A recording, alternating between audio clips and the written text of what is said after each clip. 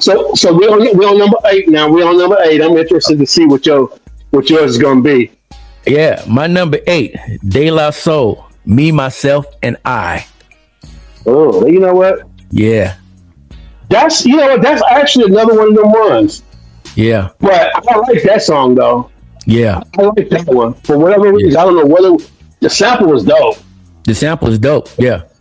If you take a classic and you can make a classic, because I think Me, Myself, and I is a classic. So if you took a classic and made a classic. Make a classic. Yeah, the pressure's on you because it's already classic. It's already a classic. Right. I already like the track. I love the track. You know what I mean? And sometimes it's already gonna get you dancing. Yeah.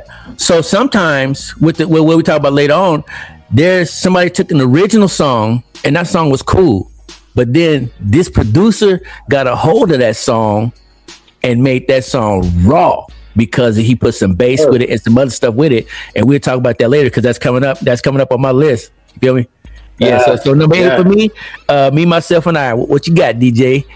Glory, hallelujah.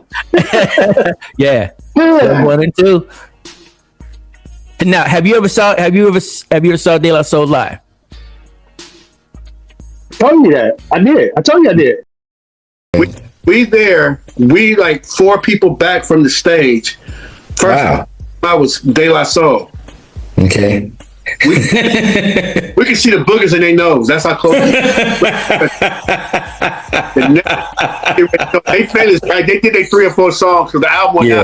They did their 3 or 4 songs. And that was that. You know. Yeah. I'm just glad to be this close. Oh yeah. Okay. Yeah. Oh yeah, I did. And I had to wrestle with myself, but it was before the album that came out. But they did, if I'm not mistaken, they did sing that song in concert in '88. But Club Tuning and there was another song was out already though. They had already had a couple songs out. They only did like 2 or 3 songs. Like I said, we was looking at straight up in their faces like. Okay. You did say that. Now this song right here, about this song. They was done with the album, and the album, the people came back and said, we need one more song, and they was like, oh man, no. They said, yeah, we need one more song. So they went to the club that night and they heard this music being played at the club. They said, let's make the last song let's use this track right here. And they made Me, Myself, and I, which turned out to be and he said this was I think it was Plug One talking, and he was saying we just want to like la da da da da da da. Like he said, they didn't put a whole lot of energy into it, and it ended up being one of the best songs on the album. Probably the best song on that album. It be like that sometimes. It's amazing how many artists have that song that they didn't want to do it. Yeah, they didn't want to do it, or they didn't like it. Yeah, you just done it anyway. Tina Turner talks about it with "What's Love Got to Do with It." That's like one of her biggest songs. She hated the song. Huh? She didn't like that? Tina Turner said that. Yeah. Oh wow. It's documented that she didn't. She was. Matter of fact, I just did an interview with Mac Ball, and on the channel, and he talked about a song called "Wide Open." It's a song that I actually didn't want to do. You know what I mean? But I didn't want to do it, but I kind of did it out of spite. I was like, if I'm going to do this, I'm going to do it so good. And and it ended up becoming one of my best songs, my favorite songs. You know what I mean? It's kind of like my secret weapon, because no matter who on the lineup on the show, you feel me? I know when I do this song, I'm finna have every woman up in here singing. That's it. Now you can have a twerk song or whatever, but I got this secret weapon that when I play this song, every woman up in here is finna sing. You feel me? So yeah, man, I shout out to the Bay. And to now think that people are incorporating in that into their weddings. That's gonna be, at their 50th anniversary. They're going to talk about Wide Open and how they danced to that, and how how their husband played that, for them to let them know how they felt about him and stuff like that. So to have a song that touches all colors, all ages. You know what I mean? Yeah.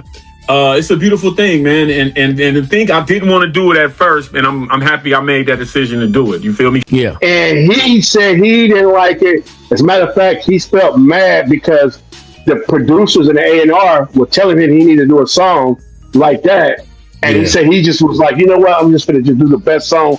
And it's actually, I think that's his biggest hit. He actually couldn't say it wasn't. I don't know if he's got a bigger song. I think that's his one. That's what I'm saying. So it'd be like that. So to me, that's their biggest one. And you know, in consequent years, don't look for me to have no commentary on that De La Soul album because I feel you. Is this album on your list? Yeah, I would say what we're doing is we're gonna bring up stuff. They say, oh yeah, and so I want you to go back and listen because I'm gonna go back and listen to what and for the comments, go back and listen to this, or did you ever hear that? That's what this does for me. But I'm going back to listen with 89 ears and see if it will still hit now. You feel what I'm saying? Yeah. So, some stuff that I've never stopped listening to, you know. Yeah, I'm not objecting to that. Let me see. When Bleak wanted to, if De La Soul album was on your list. Okay, well I'm gonna leave it alone. We're gonna wait till later. Public Enemy, Fight the Power. Number 8 for me. Number 8. That's number 8. Oh, I don't know what it was about the West Coast. Like Ricky Rich said, something about the West Coast, man. Yeah. Now I probably could sing and rap along with it. I think that, well, I know that for me, if they would have sampled the Isleys, Fight the Power, and rapped over it, I'd have loved it. That music just didn't do too much. And if I'm not mistaken, did Shantae come out with hers first, or because Shantae got a song, her remix of one of her songs got the same beat? Yeah, I'm not sure who was first. But I like Shantae's version better than theirs. Even though I was a PE fan, I told you how I felt about the last part. Yeah, it's just not that high on my list. You know, I love how Chuck D delivered. Elvis was a hero to most. If nobody understood that hip hop had a voice, they understood then. When that song dropped, you know, and it was on the Do the Right Thing soundtrack. Yeah. So it was like that song for that movie. Yeah. That song didn't come out on the album until 1990, but it was on the 89 because he's come out 1989 the number. So it was connected to Do the Right Thing. Yeah. So and at that time, Do the Right Thing was, man, I can still watch Do the Right Thing right now. It's huge because as soon as that song, when that song come on, it take me to, because I seen it on the East Side. They living that video. That's how they was living on the East Coast. It looked like that. Yeah. Well, you just said something. Maybe I need to see the movie and I'll understand the song better. Yeah. Watch that movie. Might have something to do with it. But you know those songs that's connected to that movie and say, oh man, like let's just say I don't know, Murder Was the Case or something like that. Yeah. Something like that.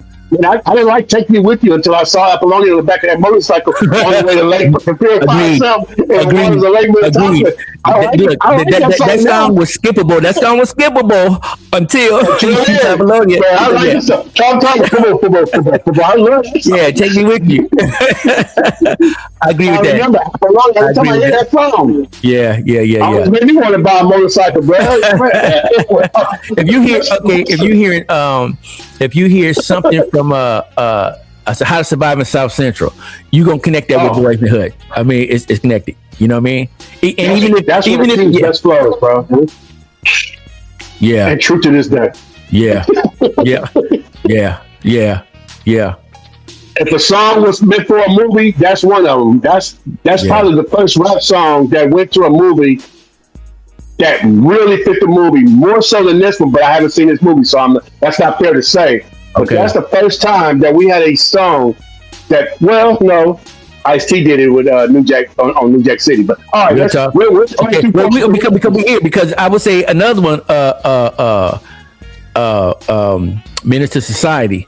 That was but that's connected. If you hear that right now, it's connected to that movie. Yeah. He basically told the story of the movie in the song. Told the story. About him. Yeah, he did his thing on that one.